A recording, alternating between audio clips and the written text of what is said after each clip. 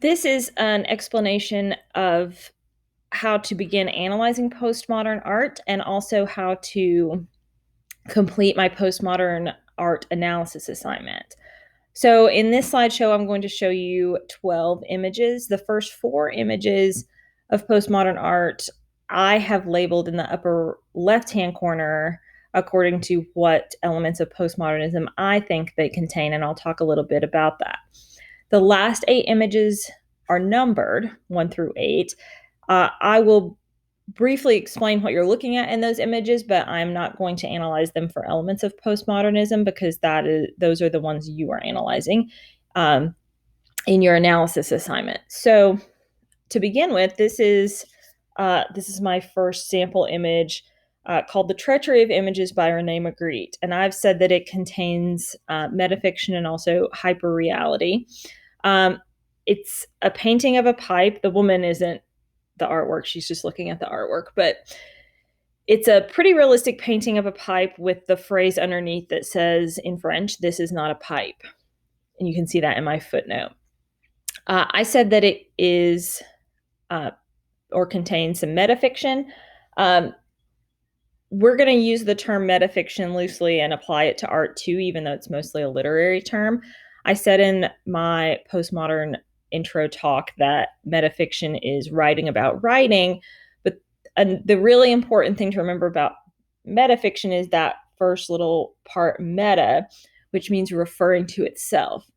So the reason I say this is metafiction or meta as a painting is because by painting a realistic picture of a pipe and then saying it is not a pipe, Magritte is calling attention to the fact that this artwork is a piece of artwork. So it's art about art because it's saying you can paint a painting of a pipe that is realistic, but it's not actually a pipe. It's still just an illusion.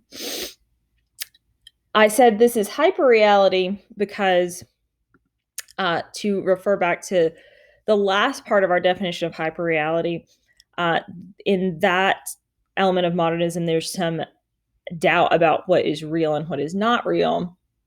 And I think that in this painting, Magritte is trying to make that really clear. That what you're looking at is just a painting, and it's real as a painting, but it's not real as a pipe.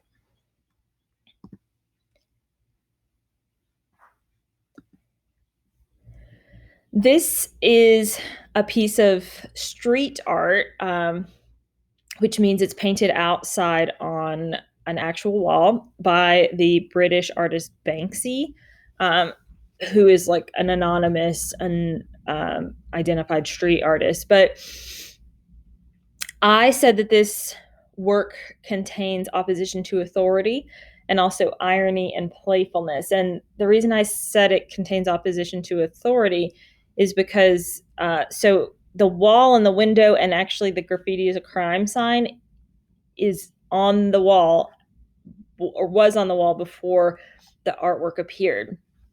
So to paint this piece of art, some people would call it art, some people would call it graffiti because it is basically spray painted on an outdoor wall. To graffiti over this graffiti as a crime sign is both ironic and it opposes authority. Some authority figure put that anti-graffiti sign up and Banksy painted over it. So I also said this contained playfulness because it's kind of funny that the kid standing on the other kid's back looks like he is about to grab the graffiti can from the sign and use it to make possibly more graffiti. So it's kind of a loop that way, which a lot of postmodern art is. It's fun that way. It's kind of fun to think about the levels of it. This is called an installation art piece because none of this is actually painted, but it has been assembled and put together by the artist, Joseph Kosuth. What you're looking at is first of all, a photograph of a clock, then an actual clock, and then three definitions printed out of time and imagination and then object. So I said this was pastiche because one of the parts of our definition of pastiche is combining different genres and forms, and this certainly does that. You might expect a photograph to be hanging in a gallery, um, but you probably wouldn't expect it to just be a photograph of a clock. But then there's also a real clock. It's just putting together lots of different things, kind of like a collage. And then I said that truth is relative is another element here because um, it's a kind of play on time. What's the real time here? Is it the definition of time? Is it the time of the clock on the wall or the photo of the clock? I think that kind of brings up that question. I couldn't really resist putting this on here because it's been made into so many memes. This is was an actual art piece called Comedian by Maurizio Catalan. And it makes a lot of people angry. I think that was part of where the memes came from, that this would even be a piece of art. But that's why I labeled it opposition to authority, because it is really bold and basically opposing authority to say, oh, I'm not, instead of hanging this beautiful painting I created on a wall, I just picked up a banana and a roll of duct tape at the grocery store and stuck the banana to the wall. That's why it makes people mad and why it might make you mad that this could ever be considered a piece of art. I don't necessarily think it's a good piece of art, but it hung in a gallery. Irony and playfulness. It is just playful. I think it's more playful maybe than it is actual art, but it is ironic because in a way it was one of the most popular pieces of art last year. Lots of people came to the gallery to take pictures of themselves with the art. It actually attracted lots of attention and money for the gallery where it hung. So that's kind of ironic because it is just a banana and a piece of duct tape. And then I put hyperreality in parentheses because of all the memes that have been made about this and all the different spin-offs of this. It's almost like we've been bombarded with it, or at least I felt like I had late last year just been bombarded with images like this. Like I even saw pictures online of people dressed up in banana suits duct taping themselves to a wall with like hundreds of pieces of duct tape. So that is a piece of art that could be known as contemporary art because it is so new. But I just wanted to talk about it because it's been a source of memes and conversation.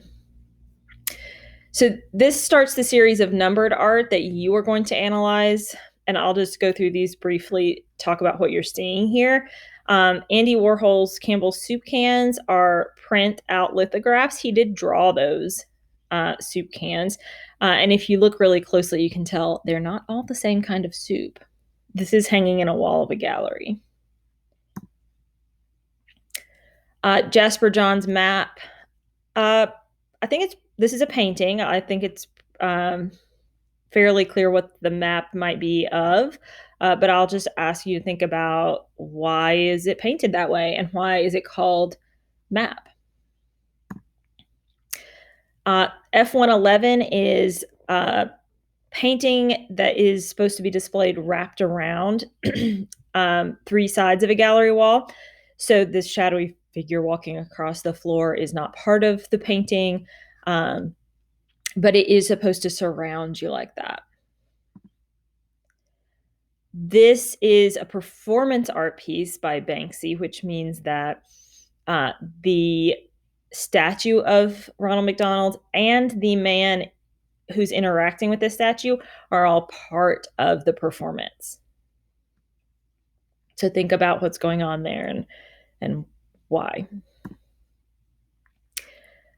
This is a photograph of a hand and then a print over it by Barbara Kruger called I Shop Therefore I Am. Um, Kind of different. Just think about why the image is paired with the words, and also think about what those words remind you of, both what they are and the way they look, like the actual design of the white and the red. This is Brushstrokes by Roy Lichtenstein. And this is also a print, and I will just point out that um, this would be pretty big on a gallery wall. And I said it's a print. I think it's actually a painting. But it would be pretty big on a gallery wall, much bigger. Like these brush strokes would be much bigger than an actual brush stroke. So that's something to think about. And if the background looks a little newspapery, that's on purpose. That was part of Lichtenstein's style, to make things look like they're kind of from a comic book or a newspaper. This is Play-Doh by Jeff Koons. The woman is not part of the art, once again, just to give you a size of the scale of the art. Also, it is not made out of Play-Doh. It's made out of, I think, aluminum that's painted. Just think about why. Why so big? What's that all about? And then finally, we have Spoonbridge and Cherry, which is a large piece of public art outdoors, designed by Klaus Oldenburg. And I think that's all I'm going to say about that one. I'm not sure what city this is. I think maybe Milwaukee, but Klaus Oldenburg is famous for these sort of bright, everyday objects, playful, and very big scale. So consider all that when you are analyzing these. And have fun with your analysis. I'm really looking forward to seeing what you say about these. And when you complete the grid, you're just going to go in and type what element you think the artwork displays. You only have to choose one per artwork, and then you're going to type out an explanation, which just needs to refer to some details in the artwork, and explain in complete sentences.